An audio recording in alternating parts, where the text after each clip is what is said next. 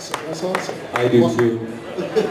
Well, I'm your host, Eric the Smoke Moran, and I'm the pleasure of being one of the moderators along the roads for this Star Trek panel. To my right, first person I introduce, he is the creator of Starship Farragut. He's done a lot of the wardrobe for all of these amazing fan films that you see on Star Trek, for Star Trek Continues and a lot of other shows. I give you John Broughton, Captain Carter himself. The next gentleman I have the honor of introducing you to, he plays as Scotty on Star Trek Continues. You have seen him in Star Trek, J.J. Abrams' version, as well as Into Darkness, and he is also the son of the late, great James Doohan. Ladies and gentlemen, I give you the one, the only, Chris Doohan! Hi guys. So without further ado, Chris, you want to talk to the fans? And John, I know you're going to be asking Chris questions, so you guys have the mic. You got it. Well, I'll just let you know. Just to let you guys know, how many of you have seen Star Trek Continues? And Star Trek Farragut? Yeah, awesome. Well, last night we had the dinner and we showed our first episode, Pilgrim of Eternity from Star Trek Continues, and a lot of people hadn't seen it before, and it was really nice to see the faces, and they're all just with their jaws open, like, whoa, that's just like the original series. So today, if you haven't seen it, we're going to show you Mirror, Mirror. And we're going to raise, we'll ask you, we'll talk a little bit about it, and we'll ask some, we'll answer some questions. But Mirror, Mirror, our third episode, our latest episode, has already won 2 awards. It won a Geeky Awards for Best Web Series, and the Burbank International Film Festival, we won for Best Drama. So, well, I guess the Geeky Awards was for the series, not necessarily for Fairest of them all. So how many of you have seen Fairest of them all?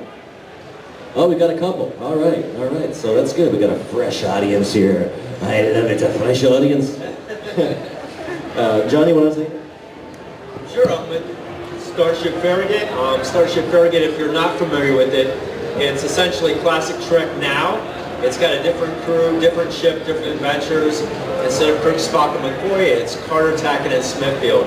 All filmed in the same venue of 60s Trek. So if you want to see new episodes, original stories based on a different ship and crew, check out Starship Farragut. Now, we share the same sets, by the way. And now, you guys did a collaboration. You guys teamed up on the Starship Farragut series, the animated series, which is based around the original Filmation style back in the 70s and all. So what was that like for both of you guys, and having you guys teaming up together and stuff like that? Well, I think this was our first entree into animation. It was headed up by Michael Struck of Neo Effects, and Neo Effects does all of our special effects, post-production work, and they've been with us from since inception. And Michael Struck came up with the idea of doing the animated episodes, and just as we've stayed so true with the live action with the sets, costumes, props, and the ships, let's do it in the same venue of Filmation from the 1970s. If you remember Tarzan, a lot of the shows that they had, Black Star, and Star Trek. And so Lou Scheimer of Filmation, one of the 2 co-founders, still alive, he gave the blessing of the project and sanctioned, even did a voice cameo. And on of the 2 episodes we have in the animated version of Starship Farragut, we have Chris Doohan playing Scotty. That was my first introduction to Scottish accent there. I had to give it all I got, but he's like, you got to do a little bit more brogue. You got to roar your tongue a little bit. Right. And we also got Chase Masterson, who I think she's here as well. Yes, she's here. So, Good. I'm looking for her. okay. Yes, Chase is here too. So it's a great episode. It's done with the love. So the kind of the campy and the movements of Filmation in the 70s, we were staying just as true. We could have done something a little bit more modern, a little bit more contemporary, even like what Clone Wars is doing with Star Wars animation. But we felt we wanted to stay true to Filmation of the 1970s. Well, Chris. Yes, sir. So how did it feel to be playing as your dad, and how did it feel to the channel essence? Because to a lot of the fans, including myself, that seen it was like kind of blown back. So what did it feel like? Like what was it like for you? Scary as hell, to be quite honest. When Vic Mignogna, who plays Kirk on Star Trek Continues, asked me to be Scotty, I kind of refused at first. I said, those are awful big shoes to fill. And he sort of begged me, took me out to lunch and said, Chris, there's nobody else, you're doing it. I said, oh, okay. But we did a little vignette, which was about 5 minutes long, and I sort of wanted to see how the audience would react to that, and overwhelmingly just people loved it, and so I basically at that point I was in. It was a little difficult getting the Scottish accent at first. As a matter of fact, I was listening to a radio interview, I think it was Howard Stern, and he had Gerard Butler on there. And Gerard Butler was totally like this, he could very understand what he's saying, like that. And so I recorded this. Okay, that's a good thing to practice to. To practice to him, right? And I'll get on that accent down. And then I said, you know what? I felt pretty good about this. I think I got this down. And then I watched a couple episodes with my dad. And I said, oh man, that's not like it at all. I got to change. I guess after being in space for that long, you sort of lose your accent a little bit. And my dad would never say that to my dad. Everybody says, "Oh, you have the greatest accent, Jimmy. I love you, Scotty. You're a Scot. You're a true Scot." But when I went to Linlithgow, Scotland for the future birthplace of Scotty celebration, because he's supposed to be born there in 2222, and the provost, basically the mayor of the town, picked me up at the train station, and he says, "Oh, I hear you want to be Scotty in the new Star Trek movie." And I said, "No, I know they're going to pick somebody else. They want somebody who's well known and an actor." I wasn't really an actor.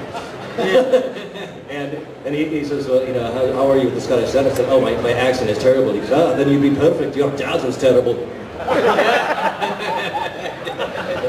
So from your point of view, from what you've seen as a standpoint, from looking when the fans are looking on, how you think the fans have accepted you as playing your dad, basically? So far, the reaction is, it's hard for me to say it for myself, but the reaction, especially from the first episode, was overwhelming. Everybody just loved my Scotty. Thank God. I ran the risk of just hiding under his desk. But no, it's really. I looked up some of the blogs. People would say, they're saying this about you, they're saying this about you. And I don't think, you're going to have some people that are negative here and there, but for the most part, it was pretty good.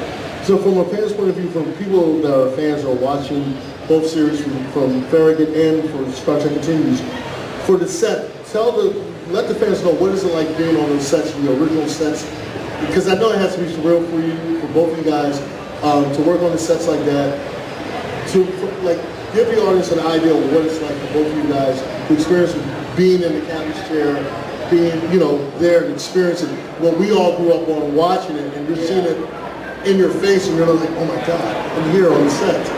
What's it like for both of you? Well, the first time we had the sets, just coming out of the turbo lift, and they had the soundtrack, they had some speakers set up, and they were playing the music. It was an experience. It felt like, as growing up, what it should be like. And just walking on the ship, everything, it was very surreal. But having done this a while, and when you're working, when you're acting and trying to prepare for a scene and such, it's just kind of like background at this point for me. But it is great. I think that as an actor, you're focused more about the scene and what's the dialogue and what's going on and such. But when you're not in that moment, it's pretty cool. Yeah, matter of fact, when we did that first vignette, it was basically a recreation of Turnabout Tree, right? Yep, it was, yeah. Recreation, so it was the last couple seconds, or last couple minutes rather, of the very last episode that we saw the original crew in. And once we got into those turbo lifts, we had some dialogue, but that was basically that was the beginning of Star Trek Continues. And then we open the door, we go into the bridge, and I had this moment of just, I was taken aback.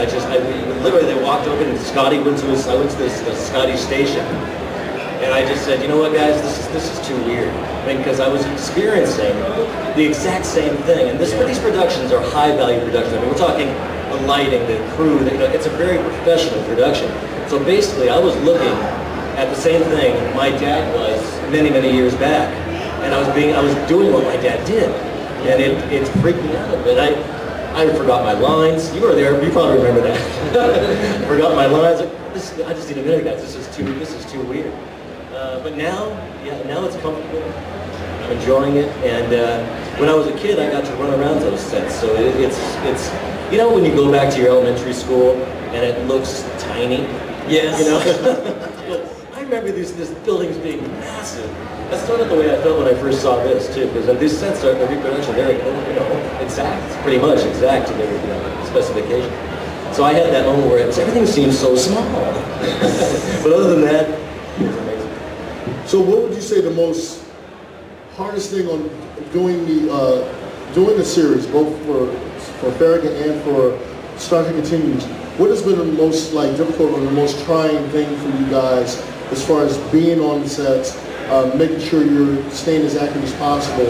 And John, I know you do a lot of the wardrobe for the uniforms and all. What has been the most trying and taxing for you guys, to put a series like this together? Oh, it's several fronts. Probably capital money to infuse into the project. Memorizing lines, making sure you hit the mark in terms of how you want the scene to go. I think for me, those are probably the two biggest challenges. Everybody, I would like to introduce Chase Masterson. She was also in the Farragut animated episode, which you see right there, and I think you can pick that up at your table, right? Which is at my table.